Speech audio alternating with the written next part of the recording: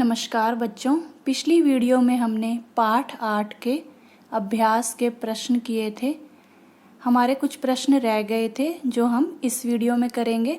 तो आइए बच्चों शुरू करते हैं। हमारे जो अब प्रश्न हैं वे अनुमान और कल्पना पर आधारित हैं। तो देखते हैं पहला प्रश्न। यदि आपका निकट संबंधी या कोई मित्र आपसे रूठ जाए तो आप क्या करेंगे?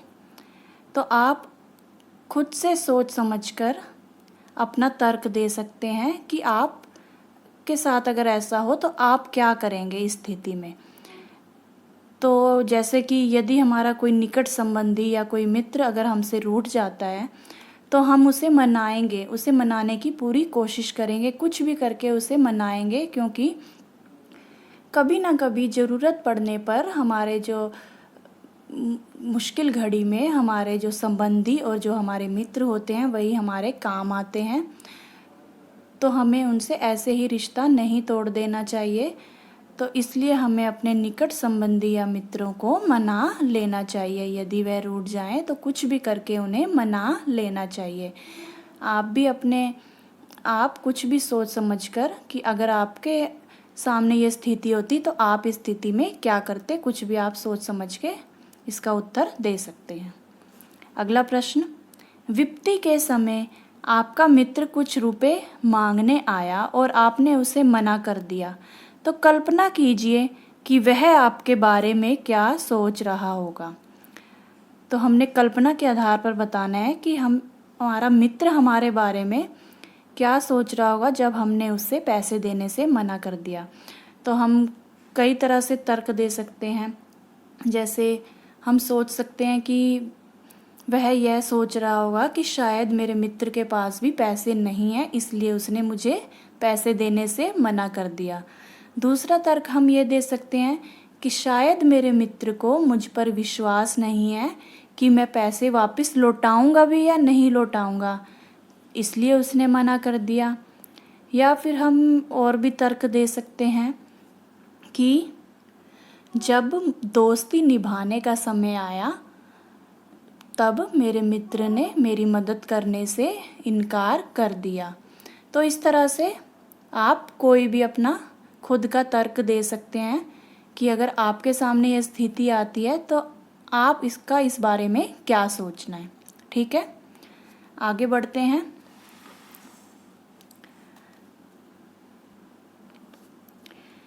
ये प्रश्न हमारी भाषा की बात से संबंधित है। पहला प्रश्न देखिए। नीचे दिए गए अधूरे दोहों की पंक्तियों को खोज कर उन्हें पूरा कीजिए।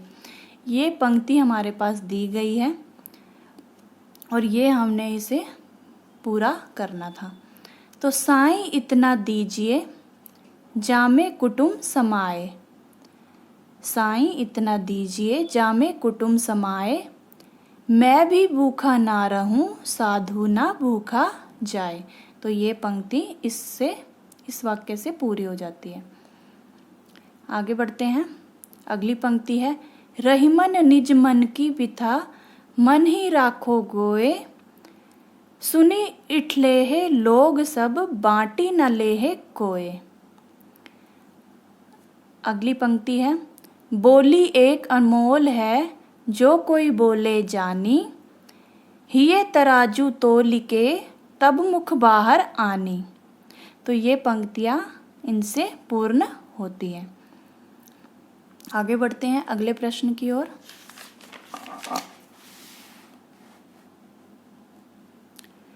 अगला प्रश्न है।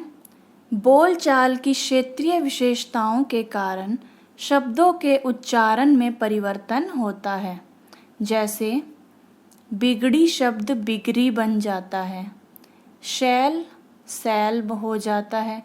उच्चारण के परिवर्तन से वर्तनी भी बदल जाती है, कि उच्चारण के परिवर्तन से जिस शब्द का हम उच्चारण करते हैं उसके परिवर्तन से भी वर्तनी भी बदल जाती है, यानी कि उसका जो रूप है वह भी बदल जाता है। और पाठ में आए निम्नलिखित शब्दों के प्रचलित रूप लिखिए। तो ये जो शब्द दिए गए हैं हमने इनके प्रचलित रूप लिखने हैं कि इन्हें अब कैसे बोला जाता है। जैसे ये पहला दिया गया शब्द तैसाई, इसका प्रचलित रूप जो है वो है वैसा ही, तैसा ही, वैसा ही। पायन, पायन का प्रचलित रूप है पैर। गुण, गुण, गुण, गुण, गुण का प्रचलित रूप गुण। और कोऊ का कोई। तो बच्चों यहाँ पर हमारे पाठ 8 दोहे के प्रश्न, अभ्यास के प्रश्न ज्ञान सागर पुस्तक के वो पूर्ण होते हैं। आपको ये कितना समझ में आए कमेंट करके ज़रूर बताइएगा, ठीक है। तो मिलते हैं अगली वीडियो में, तब तक के लिए नमस्कार।